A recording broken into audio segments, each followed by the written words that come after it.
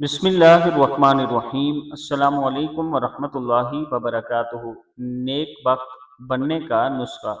अगर किसी को बदबख्ती और बदनसीबी ने जकड़ रखा हो और कोई उम्मीद नज़र न आ रही हो, नेक बख्ती के हुसूल के लिए सुबह शाम 3 3 बार इस दुआ को पढ़ा करें। इंशाअल्लाह मायूसियों के स्याह बादल छट जाएंगे।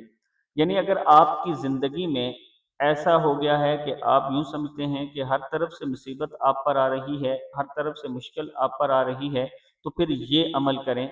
सुबह शाम आपने ये दुआ थोड़ी-सी बड़ी है, एक-एक मर्तबा पढ़ लें या 3 3 मर्तबा पढ़ लें, इंशाअल्लाह अल्लाह पाक करम फरमाएगा। वीडियो को आपने सदका जारिया समझकर आगे ज़रूर शेयर करना है, इंशाअल्लाह अल्लाह पाक करम फरमाएगा। दुआ क्या है? बिस्मिल्लाहिर्रहमानिर्रहीम। अंतल्लाहु ला इलाहा इल्ला अंत रब्बुल आलमीन। अंतल्लाहु ला इलाहा इल्ला अंतर रहमानुर रहीम।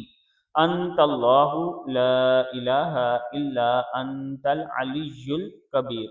अंतल्लाहु ला इलाहा इल्ला अंत मलिकु यौमिद्दीन।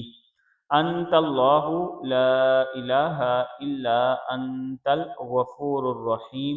अंतल्लाहु ला इलाहा इल्ला अंतल अजीजुल हकीम। अंतल्लाहु ला इलाहा इल्ला अंत मिनका बदउल खल्क़ि व इलैका यऊद। अंतल्लाहुल्लज़ी ला इलाहा इल्ला अंत लम तज़ल वला तज़ालु।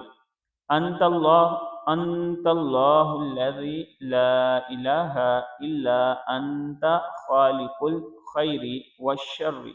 अंतल्लाहु ला इलाहा इल्ला अंत खालिकुल जन्नति वन्नार।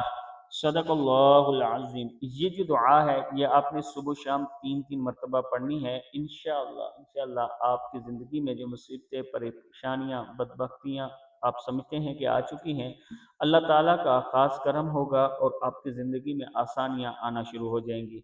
ये दुआ आप अपने बच्चों के लिए भी पढ़ सकते हैं, उनके मुस्तकबिल के लिए भी पढ़ सकते हैं। अल्लाह पाक उनके नसीब अच्छे फरमाएगा अगर डेली आप उन पर दम करते हैं तो। आमीन।